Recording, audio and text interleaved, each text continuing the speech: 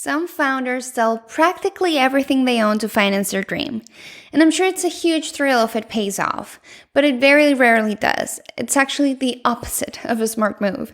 So let's talk about the kind of risks you should be taking, especially financial risks, and the right time for them.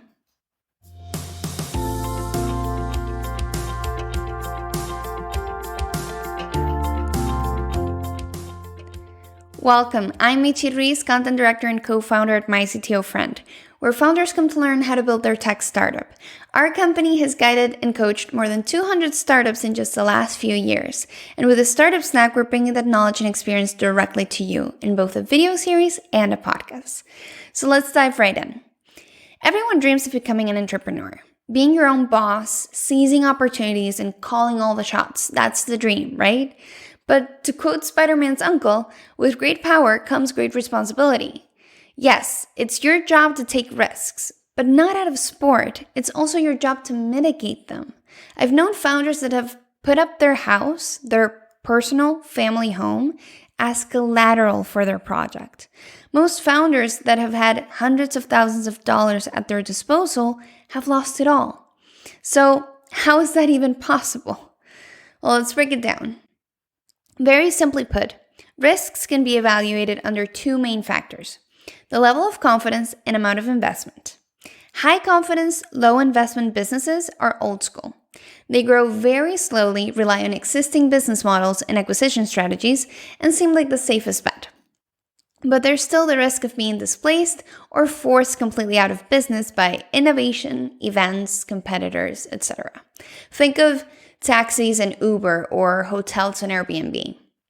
Now, because startups are supposed to be fast growing by nature, they tend to happen in the other three sectors of this graph. Now, first-time entrepreneurs start off strong. They believe in what they're doing and are not afraid to put their money where their mouth is. That doesn't sound half bad, but here's the thing.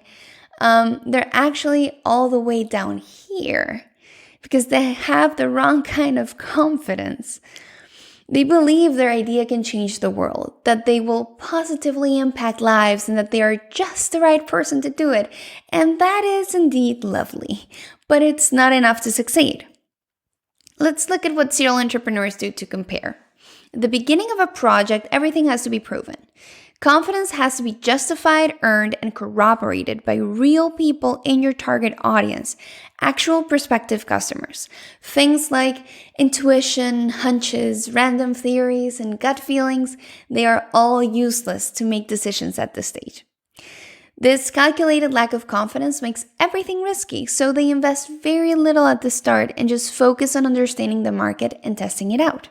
The more confidence they build, the more they allow themselves to invest. So while first-time entrepreneurs overestimate their skills and dig themselves into a hole of insecurity and debt with every high-risk decision they make, the people who know what they're doing actually start with a lean startup methodology, with lots of rapid prototyping and no-cost to low-cost tools. This helps them build knowledge, traction, and capital rather quickly, attracting investors until they soon find themselves on the startup autobahn with no speed limit towards success. So, what am I saying here? Just follow their example. Believing in your vision with every fiber of your being doesn't mean you have to delude yourself. You can and you should be skeptical and cautious about how to make your dream happen. Now, to invest early on, just rely on the 3 F's: family, friends, and fools. And I can't stress this enough. Don't rush. Invest only once it's relevant, when you have gathered enough intel to justify it, which means you have to communicate however you can with as many of your future customers as possible. Now for the prototype. Be ready to invest 5 to 10K tops. There are a few exceptions where this wouldn't fly, most of them being very old-fashioned B2B markets, like some luxury clients, some big corporations, but 90% of the time, you can totally pull off a cheap prototype. So let's recap. High risks come with overconfidence and overspending in early stages. Self-awareness is key here.